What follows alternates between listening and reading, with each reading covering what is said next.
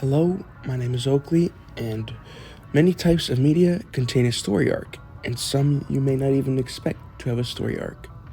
One of the very notable franchises that contains story arcs is Halo and Fahrenheit 451. The first example of a story arc would be Master Chief in Halo 3. Unlike most stories, Master Chief does not refuse the call, and in the beginning of Halo 3, he falls out of an alien ship from the last game. He falls into the African jungle and must find his way back to humanity and reunite. Where is she, Chief? Along the way, he gets cryptic messages from his AI companion that was lost in the last game, guiding him around and helping him navigate. This will be the Assistants. Crossing the threshold. Once Master Chief reunites with the UNSC, he finds a base, and soon they come under fire from the Covenant and must escape, but they must detonate a bomb.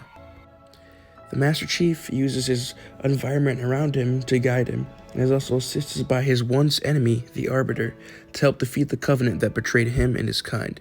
This would be the tests and trials. The preparation stage. The Covenant planned to light a bunch of super weapons that will destroy all the life in the galaxy. The humans and the elites, which were ex-Covenant, must make a final effort to defeat Truth, leader of the Covenant, and stop the Flood at the same time, which are the zombies. The critical battle comes when they must stop Truth from firing the rings. They make it in, but unfortunately are too late, and Truth lights the rings. However, the Flood assist Master Chief and the Arbiter, and they kill Truth and stop the rings from firing. However, the Flood betray Master Chief and the Arbiter, and they must destroy the second ring to take out the Flood. They go to the Ark and light the unfinished Halo ring, which in turn kills the Gravemind and the Flood, both putting an end to the Gravemind, the Covenant, and everything else. This will be the treasure stage. The threat of the Covenant and Flood are gone, the humans and elites exchange thanks, and both go their separate ways. Master Chief reunites with his AI companion. Return to the status quo. However, Master Chief is thought as dead, and his AI companion float in space waiting for rescue, as their ship was torn in half when they are escaping the Ark. The Arbiter made it to Earth. However, Master Chief is still in space. Master of Two Worlds. Master Chief tells Cortana to wake him up when they are rescued, or when she needs him, preparing him for his next battle. And never the same, Master Chief goes to Kairos sleep, waiting for his next adventure.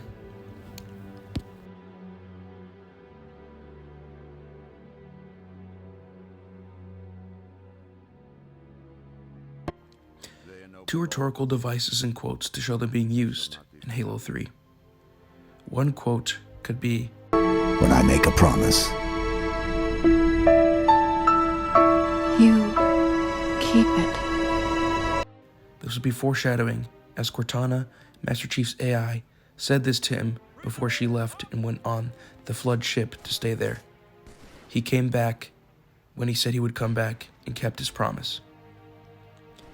Another rhetorical device would be Mood for Halo 3.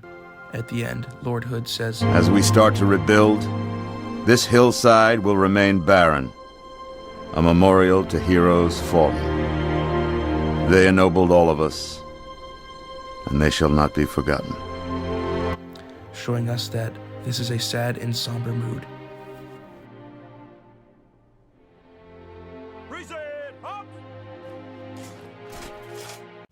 The second story arc from Halo is the Arbiter from Halo 1, 2, and 3. Thel 'Vadamee is an elite commander that is part of the Covenant. He is a highly respected and well-renowned Covenant commander. He's taken part in many attacks on humans, but he has been blamed for the destruction of the Halo Ring, which is a sacred icon that the Covenant look upon, which was destroyed by the Master Chief. He is stripped of his roles as commander, isn't allowed to fight humans anymore, and is given the role Heretic. However, the Prophets, the leaders of the Covenant, give him a second chance by giving him the role of the Arbiter, one that will undertake suicidal missions for the Covenant and be saved. The The refusal of Call would be for him to fight the humans. He wants to fight the humans, but they reject him. The refusal of Call is reversed in this order. He wants to fight, but he isn't allowed to. Crossing the threshold, the Arbiter is set on a mission to take out a quote-unquote heretic that the Covenant deem dangerous and evil. They go to this station and they take him out.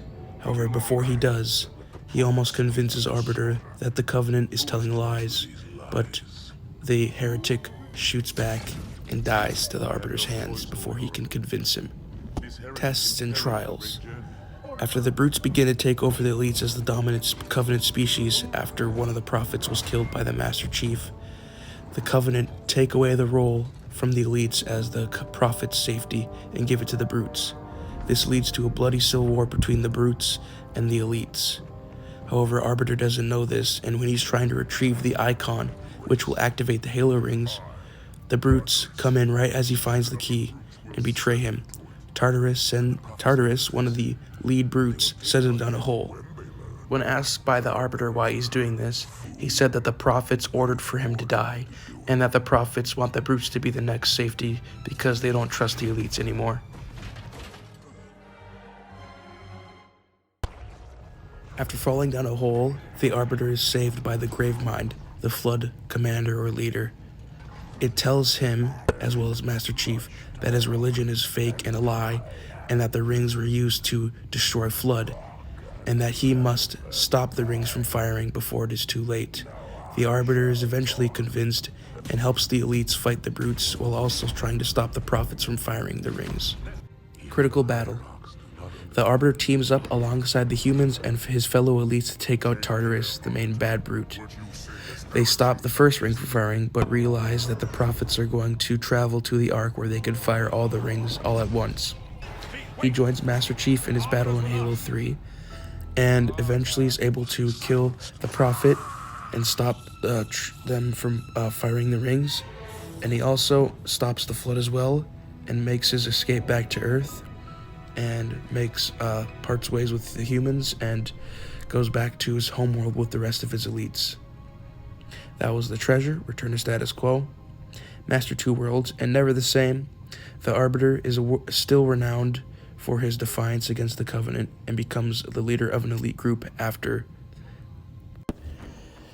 Two rhetorical devices and quotes to show them being used. Irony. The prophet's name is Truth, but in turn, he's telling the Covenant all lies. Symbolism. Arbiter has the mark of shame, represents failure and defeat. A relatable human experience and a quote to prove that theme exists.